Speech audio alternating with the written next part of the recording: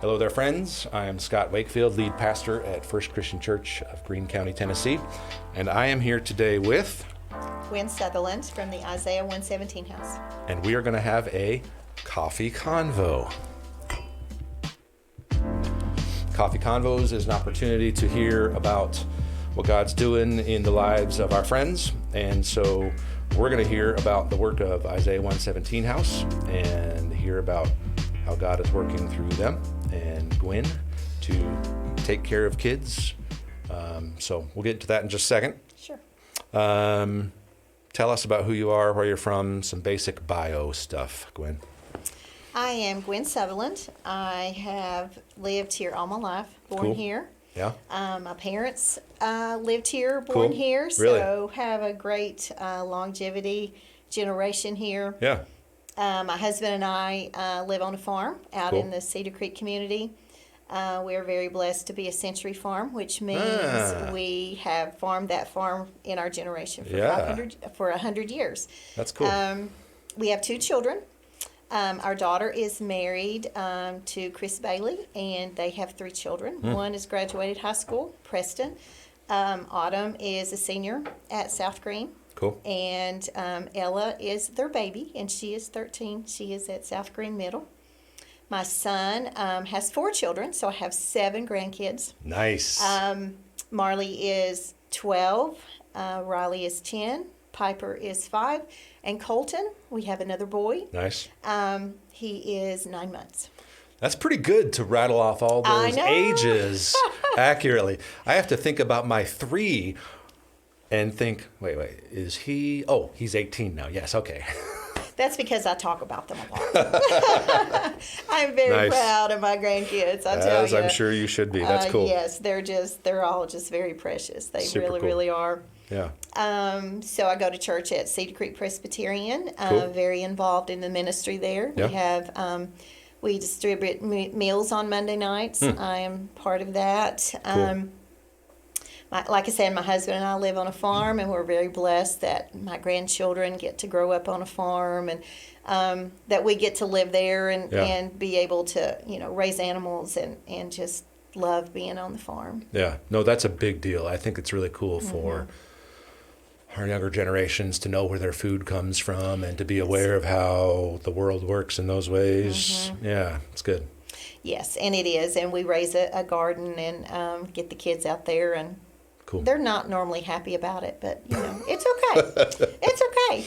If my mom and dad could get me to even just mow our little half acre, it was Mow a the miracle.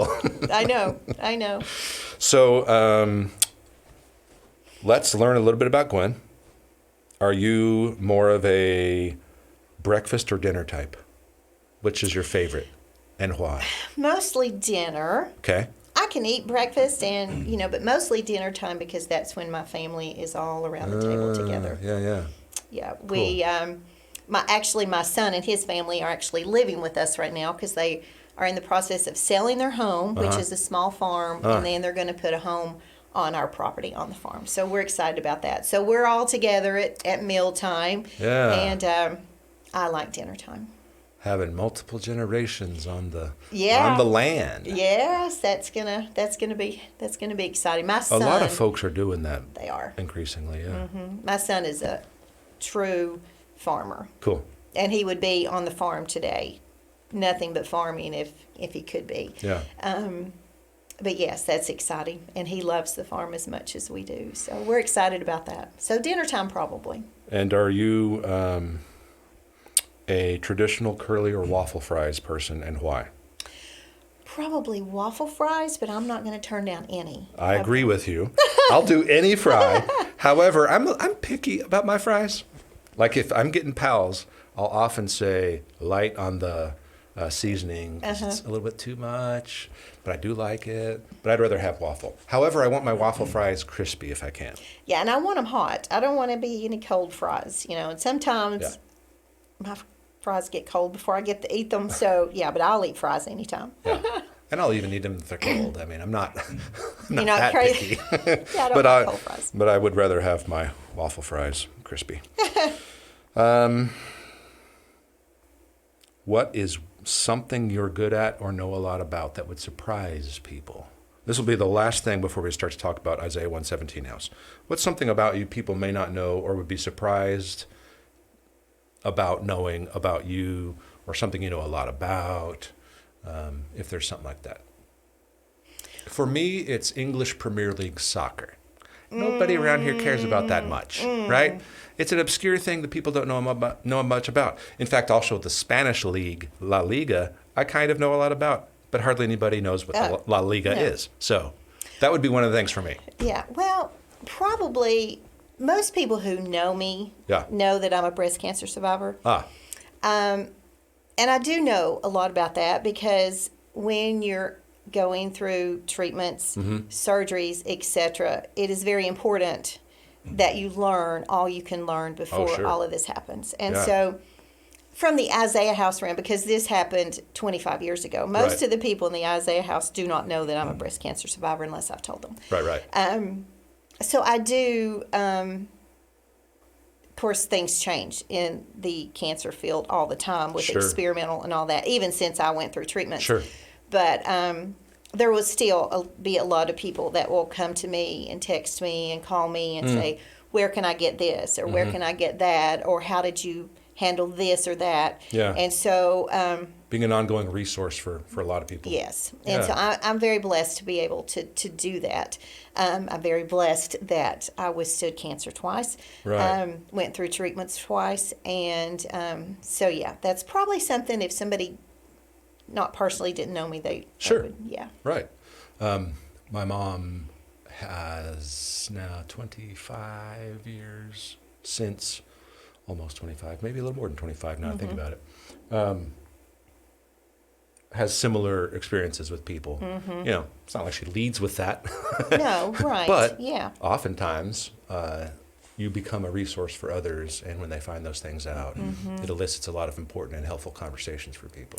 And it does. And when you're newly diagnosed and you know somebody who's been longevity diagnosed, it's important that you do reach out to them, even though the experiment of it has changed and so much now is different. Even because my kids then were 4 and 14, you know, so it's been 25 years ago. Things are still very much the same. You still have to go through the same process. Well, and even though the technology may change, the medical parts change, the human experience of those things not going to change a whole lot, probably. No. And how, regardless. And how it relates to you and your family, right? Because there's a lot of people talk to me about how do you talk to your children about it? How did you tell them? How did you, you know, when you got out into public, how did you react? And, you know, and so I think the experience of it, it has been such a blessing to me. It's not something you want to go through, but when you do, you know, it's good that you have that great outcome. You have a good attitude about it, and that you're able to share that experience. Yeah. Good stuff. So Isaiah 117 House is what? Tell us about your mission and vision. Isaiah 117 House, our ministry is on removal day. When children from birth to 18 are removed from their home for whatever reason. It can be environmental, it could be drug related, it could be a lot of things. Court ordered, an accident, whatever it is. They come to us at the Isaiah House. They bring the children to us through the Department of Children's Services. We walk by them every day. They bring the children to us. We are staffed with volunteers. The volunteers meet these children with a smile, and we do whatever is needed for those children. If they need food, you know, we have a full kitchen that is full of food that we feed them. We give them snacks. We always make sure that they're always given a bath and bathed. If it's late in the afternoon or night, we make sure they have brand new pajamas, and we put those on them. Cool. Just to get those two things done is huge in any age of a child. Right. Just to make sure their little tummy is full, and to make sure they're bathed. A little normalcy and sense of a place of safety, despite all of the turmoil they've been through. I was going to say, the cloud, the storm going on around them, that internally, a lot of those kids are experiencing things and feeling things, maybe not even being old enough to name them and understand them. That is true. Yeah. And especially if they're littles, you Sure. know, and then we will just hold them and make sure that they're read to or just taken care of. Played games. If it's in the afternoon, we can take them outside to play. We just take care of them until they're placed into foster care. Yeah. Kinship, which means with grandmother, grandfather, aunt, uncle. And that's typically one of the first, if not always. That is But theoretically, that's the first place that they're trying to place kids in. Yeah, That is correct. Right. And then sometimes they go into a facility like Holston Home here in Right. Greene County. Okay. Are there other places that kids will go to from Isaiah 117 other than the placement or Holston Home?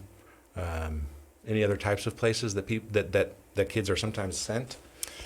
Normally, those are the places that they go. They either go to kinship. I would think so. They go to foster care, of course, Right, yes. and then of course into a facility. Those are our three main places that they go. Yes. Okay.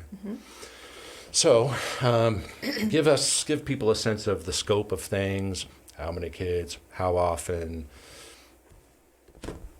Those kinds of things.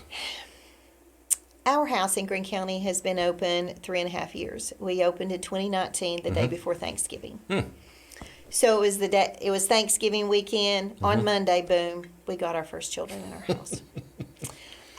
A sibling group of 3. Okay. It was new to me. It was new to all of our volunteers. Sure. You know, and so I still remember that experience was such a blessing because the oldest little girl was 8 years old. And she just loved coming into that house. Yeah. And it was an experience for me because, now don't get me wrong, we have had children that have come in very distraught, crying of and all of course. that. Sure. But this sibling group was 8 years old and younger, and we played slime. We did all kinds of fun stuff with them, and they absolutely loved it. Soaked it up. Yeah, soaked it up. The next day they were placed. The very next group we had was a sibling group of 7. And it was like, oh no, what do we do with 7 children? But Jumping in the deep end. Jumping in with both feet, Yeah, let you me were. tell you. Yeah. So being open for 3.5 years, we have seen a lot of changes. The Department of Children's Services have seen a lot of changes. And how they do things a bit differently in their strategy with the kids that they're placing. Yes, How because many or whatever. Yeah. right, there's Okay. not enough foster homes Sure. for these children, so Right. we are seeing a lot of longevity kids, which means they are in with us at Longer. the Isaiah house longer than on removal day, Right. which normally is about 8 hours. On removal day is our normal is about 8 hours to Okay. keep these children. Uh-huh. But with the longevity kids who are in limbo and can't find placement for, we are keeping them in our Isaiah houses. So it has Yeah. changed a little bit. Yeah. And with that, we still have volunteers with them. We still make sure they have everything they need. They go to school. DCS transports them to school, Sure. and then they come back. I didn't even think about that. Yeah, of They course. do. Yeah. So we have changed just a little bit from our initial ministry, Uh-huh. but that is what our ministry is on removal day. So if it had been averaging 8-ish hours or whatever Mm-hmm. the case was, what would be a little more of an average now? Right now, in Upper East Tennessee and Northeast Tennessee, we, in our houses, which is Sullivan County, Carter County, Washington County, and Greene County, Right. we are right now, like 1 week we will see longevity kids, the next week we will be for true removals. So Right. we're trying to be there open for anything DCS needs from us. Within those 4 houses, collaborating when need be. Together, yes. So, and sometimes we will move kids around to where they need to be or whatever. And sometimes for the school region that they're in, so Oh, they don't sure. have to travel so far and Right. that kind of thing. So it depends. You know, we've had children We had a young boy who was 6 years old. We had him for 70 days. All of it, 70 days. So he pretty much stayed and lived with us for 70 days. Yeah. Then he went to placement. He was 6? He turned 6 in our house. How aware do you think he was of the temporary nature of it and all that kind of stuff? And He came to us with his 4-year-old brother. At the time, he was 5. okay, The brother was placed in just a few days, okay, and he was not. okay, They were both autistic, okay. could not speak, Hmm. and in diapers. Gotcha. In those 70 days, that child changed considerable because he had the consistency of Yeah. coming to our house, going to school, coming to our house every day. Volunteers were there to love on him.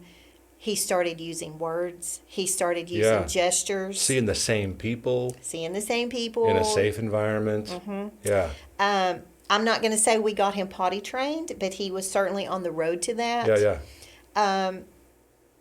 He was just, and one of my volunteers said to me when we knew he was going to be placed, she said, well, don't you think we could just keep him here and let us just raise him? And I said, I don't think so, but I was like her. In terms of the resources and our desire, yes. Technically, no. Technically, no, but we all wanted to because Yeah. we'd gotten so close to him, you Sure. know. Well, I was going to ask you that earlier. I was just waiting for the right time. It must be hard for some of these It is. kids and the volunteers who have been there consistently with kids like that have been there a long time. Yes. Yeah. As well as hard because on the other side of that, you're seeing lots of kids who are not around for very long. That's true. And that's its own difficulty too. And, we have those kids that we just get so close to in such a short amount of time. Sure. Some volunteers just click with that child, and when that child is placed, Yeah. putting that child in a car seat and the child crying to stay with us, that is hard. That is hard. Sure. All of us have experienced that Yeah. in the Isaiah House arena, and that is very hard. Yeah, I'm sure. Our now daughter was in foster care, and I remember trying to sort of emotionally prepare myself over and over again. Okay, this baby may leave. This baby may not be ours. This baby may not live with us forever and go Yes. back to somewhere else. I don't think I prepared myself, and I don't think I could have prepared myself. No. Looking back, you just end up having to deal with it and learn to do that as it's happening. What are some of the ways that you as executive director there are managing some of that with your people and I encourage them to talk about it. Okay. We have great HIPAA rules, of course, there that we Sure. can't go out and talk course. about it. But we talk about it among ourselves. When we get out and do speaking engagements, we talk about stories that have happened. Right. But when I have volunteers in the house and there has been a hard situation, a hard Right. child, something that's come up, I encourage them to talk to me, to talk to other volunteers, for us to kind of, talk about it and see what we could do better, or Sure. are you okay with your emotions? And I mean, sometimes it just takes a few days to get over being with a child that Right. we know are going to foster care and is going to be safe and well taken care of. But it's just hard sometimes. Again, when you put them in Yeah. that car seat and they're crying to stay with you because for the last 8-10 hours, you've loved them and you've held them and you've read Right. them books and Right. you've made sure they were fed well, they just get very used to that attention. And they want to stay with you. And that is very hard. Sure. So I just encourage my volunteers to be aware of being able to have those feelings for those children, because it's very important for the children. Right. And it's important for us because that's what we're there for. Right, absolutely. We're there to love on those children. Right. Yeah, and sort of steeling yourself against that nurturing emotion is not going to help them. No. It's not going to help you. No. And it strikes me as you were talking about some of those stories earlier, talking about the mission and talking about the stories of examples of how it's helped those kids for the volunteers is how you process and deal with it. It is. It is. It's, that's super helpful. What are some of the biggest challenges you all regularly face, would you say? We are there to love on kids, and of course, we still also have to maintain our house every day. Right. And Well, I was it's every thinking about day. that earlier. You've got to constantly stock things and constantly. We do. Yeah. We constantly have to have food. We constantly have to have volunteers. Like a house. Just like a home. Right, we have to have people that are in there every day that cleans, no matter if you have 4 kids, no matter if you have no kids and we're expecting removals. We make sure our house is clean. Right. Beds are done, bathrooms are cleaned, everything is taken care of. And then, not to mention major things that we Can have. I live at the 117 house? Sorry, go ahead. I tell you, we have such an amazing volunteer base. It is just amazing because we call them, and every night is taken care of as far as food. Volunteers bring that in. They help make sure that all the kids are eating well. We have a volunteer there, but we also have another volunteer who brings the food in. We have to make sure they're fed breakfast and lunch, breakfast before they go to school, just like being a parent or a grandparent. Right. The Department of Children's Services does an amazing job. They love those children, and they are ultimately responsible. We're just there to be a grandmother. We're just there to take care of them. Yeah. And to take care of the house. But I'm not going to say that's really a challenge, but it continues to be something you have to be on top of to make sure that we have the food, that we have the resources, that we have the clothing. Because on removal day, when children come to us, most of the time they come with nothing except for what they have. Right. And so we give them, when they leave us, to go to whatever placement they go to, they get 5 or 6, whatever, brand new clothes. They get shoes. They get underclothing. They get toiletries. They get a brand new Bible. Cool. They get a brand new backpack filled with all the supplies that they need. Cool. They get toys. They get, if it's an infant, we give them formula. We give them diapers. Yeah. We will give them, we give out a lot of twin beds to go into placement or to foster families that the children haven't even come through the Isaiah House. We work through DCS to give those kinds of things away. Fire extinguishers, carbon monoxide detectors, lock boxes. The list goes on and on and on. And I'm going to say probably 90% of that stuff that I just mentioned is all donated to us. Really? We put out a monthly newsletter to lots of people. And that is all shared. And then when I put out that newsletter, things just come in every day. Cool. And so we just have to maintain the house, make sure it's put together, make sure the house is clean. So funding of Isaiah 117 is, how does the process work from starting as Isaiah 117 house all the way to where you are now and maintaining and continuing that ministry? How does that happen? So there's lots of counties coming on board, not just in Tennessee, all over the USA. It's growing all over the place. So, of course, with that being said, the Resource Center and Rhonda Paulson had to put together some kind of procedure for you to go through in order to start an Isaiah 117 house. Right. When Greene County started 3.5 years ago, we had a luncheon, and that's what they still do today. Yes. You have a luncheon, and you start raising funds. Right. You have to have your first budget in the bank and the house paid for pretty much before you break ground. Oh, okay. Yeah. So that's what we did. I remember that. I was there at the luncheon. Yes, I remember some of that, sure. And so we continue, even now, to continue to fundraise to maintain that budget. Right. Some of the things that we do is in July we'll have a lemonade stand all over the Greene County. We just finished up Spread the Love, which is so fun, and people just love it. In September, we will have a golf tournament, and our luncheon is May the 9th this year at First Baptist Church in Greenville. This will be our third luncheon. The first one was to build the house, and then year before last, we have one every other year. And so that's what we do. We have those major fundraisers. Those are the regular fundraisers, so 3. And we have a race at Valley Farms, an obstacle run, which is fabulous as well. Okay. We have monthly donors, which we call Sock Buddies. Sock buddies. Sock Buddies. Why are they called sock buddies? Well, that's just an Isaiah 117 house thing, I guess. I don't know, but that means that you, every month, you contribute. So you're contributing the kinds of things like socks that the kids are always needing. No, you're you are giving money. I'm not saying it's socks, but it's toward those money. kinds of. It's money every month. Like every month, you give $50, you give $100 or whatever every month. Okay.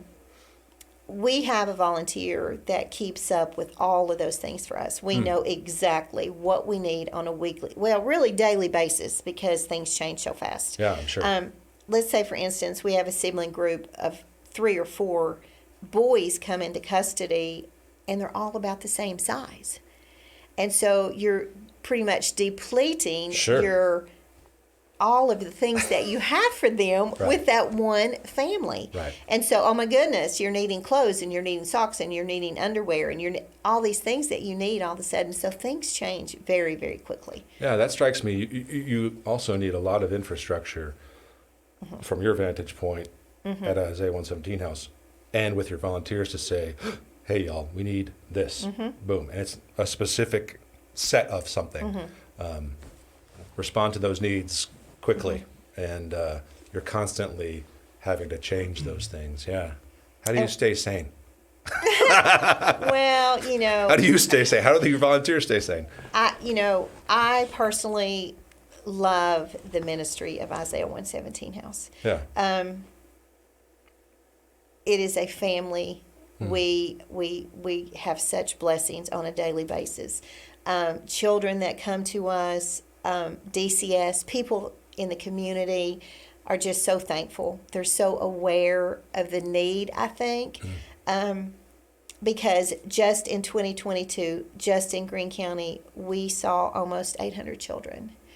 And with 800 children, I mean, you can do the math. That takes a lot of money. It takes a lot of resources to make that happen. Right. And like I said, we are very blessed with great volunteers, a great LAT team, which is our leadership team. And we meet with them regularly. And, if we run out of something and we need something, all I can have to do is call any one of them, and they would be right there for me. For the Isaiah 117 house. It is a great... it is such a blessing to see the community rally behind us, even 3.5 years later. Yeah. I mean, everybody was gung-ho on when we started the house. Everybody was like, we need it. We got to have it. Let's make it happen. We built the house in 100 days. The contractors. Oh, I remember. It was very quick. It was very quick. They did a great job quickly, yeah. The house is beautiful. The house is just... Yeah, it's a cute little... It's just beautiful, inside and out. And I so love to give tours there, because it gives you some ownership too. When you're giving, like every month you're giving pajamas, when you can come in the house and you see those, what we do, and you see this, how it goes out into the community. Yeah. It is truly a mess. It is truly, truly a blessing. Cool. How many volunteers are there? And give us a little more insight into a bit how you would structure, how you structure, or Isaiah 117 houses are structured in terms of executive director. You pointed out the LAT and volunteers, and give us a little bit of sense of that infrastructure and the scale of number of volunteers, et cetera. The resource center, the hub of us, is in Carter County. That's where Corey and Rhonda Paulson live. Yes. That's where the accounting, the big accounting piece, all of our accountants, all of that are staged. All of our T-shirts are ordered from there. Just a lot of things, major things, all from up there. Yeah, and doing that all together for all of them in a particular region or something. obviously makes sense, right? Right. Every county has a program coordinator. Okay. And now every county has an on-call assistant. So I'm on call every other week, and she's on call every other week. Okay. We in Greene County are staffed with 65 trained volunteers. Wow.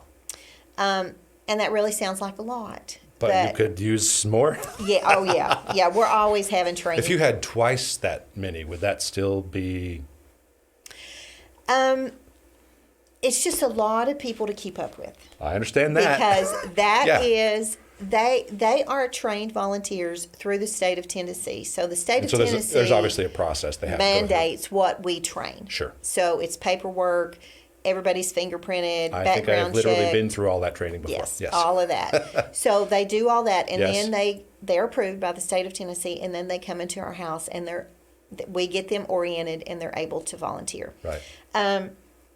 It's a lot to keep up with because, every month we have volunteers that need to be recertified, or we have volunteers that needs to turn in this and that. It's a lot to keep up with. And I have great people who Right. walk with me every day, or, oh my goodness, Sure. the administrative piece of it is also huge. Yeah. I have two girls who they just help me all the time. And they are one is an on-call assistant and the other one is volunteer based, and they just help me every day. Making sure that people are keeping up with that stuff Yes. and leading volunteers through that process and maintaining that Mm-hmm. certification, et cetera. How many more volunteers would be enough to make hey, this is what we could really work with and need? It really is on a day-by-day basis, really. Now, when we first trained volunteers, we had 85 trained volunteers. That is great and that is good, but people have life. I Things understand happen. that. Yes, right. COVID happened. Sickness happened. Sure. People didn't want to come in because we had kids in our house that had COVID. Yeah. Now kids are playing ball that wasn't before. So things happen. Right. And so what we do is we have a system called Volgistics, and we ask our volunteers, whatever time you can give us, go in there, put your time in. Yeah. On these longevity kids, you're going to come in, But when it's on removal day, it's possible you may, it's possible you may not, just depending on the day. Now, granted, Yeah. even if we don't have children in the house, we can always get in there to clean or organize food or clean the refrigerator or wash clothes, something. There's something there's to do. always something. It's just like home. There's always Right. something to do. I'm sure. And people are just willing to do it. People are willing to get in there and make beds, clean toilets, Yeah. love on kids. Doesn't So matter. your basic, I don't mean basic like unimportant, I just mean, but Mm-hmm. like your basic volunteer could be doing something like cleaning, could be there for a longevity kid, helping get them whatever they're always doing, or with a short-term removal type situation. It could vary quite a bit for them. Absolutely. You do not have to be a trained volunteer to bring food or Sure. to come and clean if there's not children in the house. If children are in the house, the volunteers have to be trained. That makes sense. But sure. people don't have to be trained to come to the fundraisers and help us do those kinds of things. They don't have to be trained to come in the house and clean, to come outside and mulch or whatever we need outside. But if you are with the children, you have to go through the training and you have to maintain things through the year, of course. Yeah. It is a great system, and we do have a lot of volunteers, and we constantly are having to ask people to, can you provide supper, or can you come in and clean today, or whatever. But on everyday basis, again, it's different children, different volunteers, and it's just working great, just working good. Cool. We just make it work. Yeah. A lot of adjusting. A lot. And there's many, many times that I've called a volunteer to go in, and I will say they'll be there 30 minutes. Maybe it's 2 hours because Right, of maybe course. they've got caught at school, or they've had to go to court first, or they've had to go to Yeah. the parent's house first. Yeah. There's just so many things that you just have to be very flexible, and the Department of Children's Services does the best they can Sure. to keep us informed as to, okay, we're going to be there in 30 minutes. No, it's going to be an hour. Right. But, it's just hard on a daily basis. Their main concern is to take care of the children. Right. And we're just there to walk alongside them. Just to walk alongside them. Yeah. Trained volunteers is the essential piece of this ministry. Truly is. Because without volunteers, we can't make Without this that house run. foundational base of volunteers who are the trained people. Right. Because volunteers are pretty much who takes care of the children. Right. Who keeps the house clean. Who makes sure we have everything organized upstairs. So if you go in our upstairs right now as a new volunteer, let's say you're a new volunteer and for whatever reason you're there to pack a bag for a kid that's leaving, whatever. You can go up there. Things are labeled so well that you could do that. Yeah. And that does not come lightly. Let me No, tell you. I understand that. has to be kept up with every Yes. day, and we have a volunteer that does that for us every day. Yeah. Cool. Just amazing. Cool. Well, it's super helpful to hear some of the detail about how that works, some inside track on how many kids are needing this help and how the ministry is working to give them a safe, loving environment in a world where many of them have not been experiencing a lot of that before that. No, that is true. And it struck me as you were talking about, I knew that you gave them, something when they left. I didn't know it was that much stuff. And there's a sense in which that moving forward with them is the ongoing memory of the experience of safety and health that they've been receiving at Isaiah 117 House. Super cool. And those kinds of things can become for us stable things that we can hold on to. Right. And a lot of those kids will grow up and look back and go, you know what? That was, and may still have that backpack or that thing or, Absolutely. or literally have those things. Yeah, that's cool. We had a sibling group of two girls at Valentine's Day this year. And so I said to them, I was like, no, at school tomorrow, Yeah. I'm thinking about my grandkids, Right.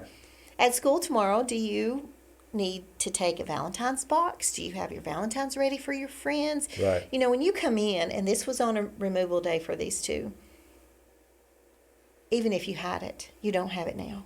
Right. Because it's still at mom, dad's, grandmother's, wherever you were removed from. And Right. so they were like, yes, I have it at home. And of course I knew they weren't going to have it They were not going tomorrow. to have it when they needed it. Right. And so I said, so how many kids is in your class? And so I went to the store and I got all things for them, including a little gift for their teacher. And cool. so we packed it all in a little bag and they wrapped it up, and that just gave them, I'm going to cry. Yeah. It gave them such a great feeling about themselves. Sure. That I'm going to school tomorrow and I have all things I need, just like other kids. Right. Exactly. Just like other kids. Right. For a Valentine's party, for Valentine's Day, to give a gift to my teacher. And they were just so excited Yeah. to go to bed with Right. all that stuff and to get up in the morning and take all that to school with them. Yeah. Super good. And they were just so thankful. Yeah. It was just precious. Yeah. I'm Just sure. so precious. And of course, this week, is Dr. Seuss week. And so I said to the girls, and they're all a little older, and they said, I said, do y'all have things going on with Dr. Seuss? And they were like, well, so one of them said, I do. And so she told me the thing. So we got her ready, and so I ordered a Dr. Seuss shirt for her. And she'll wear it tomorrow to school because tomorrow is the actual Dr. Seuss day, I understand. Yeah.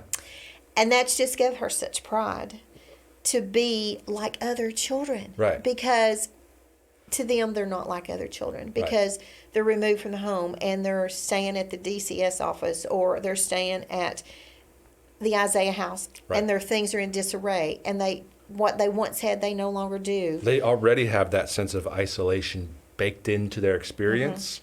Absolutely. That sense of place moving forward. That's a big deal. It is. And, when they leave us with all these things going to placement, if you get a sibling group in and they're trying to find placement for them and they call a foster family and they's like, we got a sibling group of 3 here. They all have lice. None of them had a bath. They're all hungry and it's 10 o'clock at night. Right. But if they have come to us first, that phone call will be much, much different. We have a sibling group of 3. Yes. They've all been bathed. Right. They did have lice, but we've given them a lice treatment. They're all fed. They have all things that's going to take care of them for the next 3 or 4 days. You do not have to run out and go to Walmart. Right. This strikes me. Earlier you were talking about something I thought, oh, yes. Isaiah 117 house obviously is doing this for the kids, but it's also going to help the receiving of these kids by the foster family, parents, in a way that helps the whole thing beyond, and in both parts of this foster care system, beyond, before and after you all. Absolutely. Much smoother. Right, and we're happy, even if the children have come to us or not, we give, because all the children have to have a bed of their own, so we give out lots of twin beds. The bedding that goes with that, we give fire extinguishers for like kinship homes that's not prepared or whatever maybe, but we give those things to them. We give out a lot of car seats to foster families or to kids going to placement that don't have them. Right. Those are, and some of those are the high ticketed areas, like the beds, the car seats, and those we get donated as well, So we keep all those things on hand for any time, 24/7, that DCS might need them for a foster family. It's cool.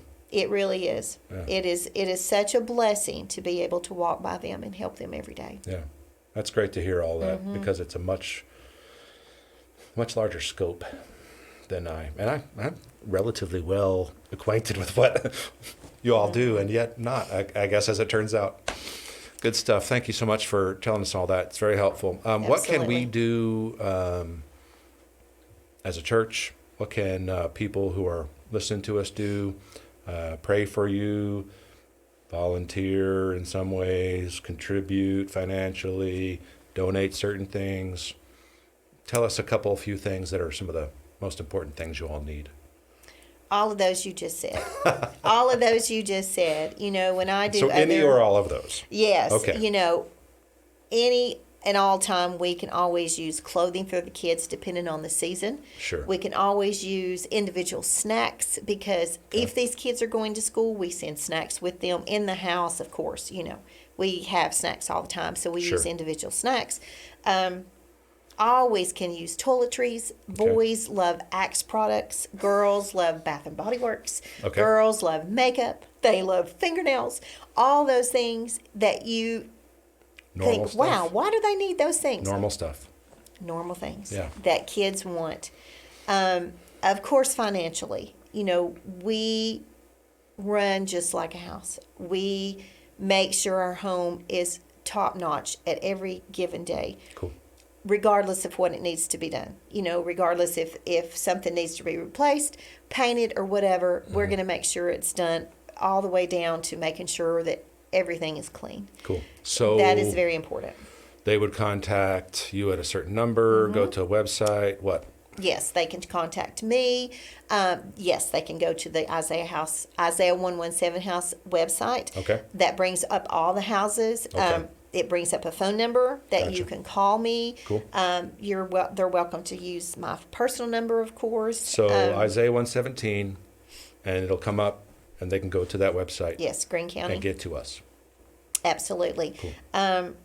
We always, here's what I tell people all the time. When you go by our house, and you see a car there, there's kids there. Right.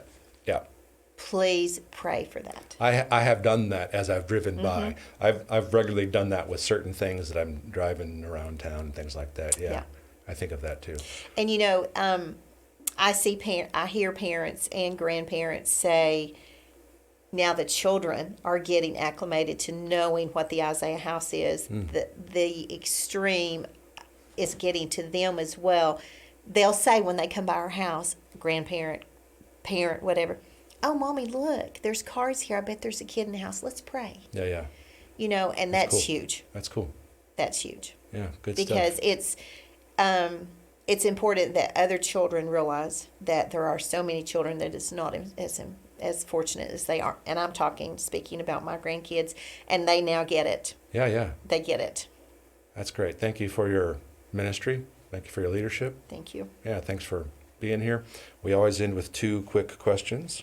What is God currently teaching you, and what are you excited or encouraged about?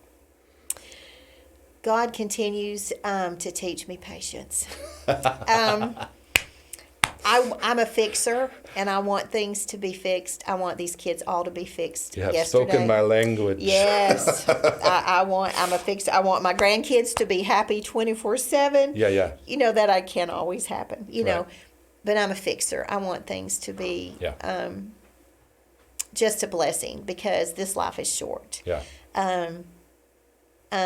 So that is one thing that I always have to work on is patience. So what are you excited or encouraged about? I continue to be excited about this ministry. Mm-hmm. We are causing kids not to be traumatized as bad on those days. Mm-hmm. That is what we're there for. Mm-hmm. I see it. I feel it every day. Even though sometimes our ministry has changed into that longevity group, Sure. I know that we're still making that difference. Yeah, yeah. And I continue to be excited about that. Cool. You know, I'm excited that my children are moving back to the farm. I'm excited that Sure. Summer's coming. So, Yes, you know, me too. I love this time of year. I love the all things blooming. Yeah, yeah. So life is just exciting, Yeah. and I'm just thankful for it. Well, thanks for sharing that. Sure. Good stuff. Yeah. We'll be praying and helping support Isaiah 117. Great. Thanks, Gwyn. Thank you. Thanks for joining us for our coffee convo. Yeah.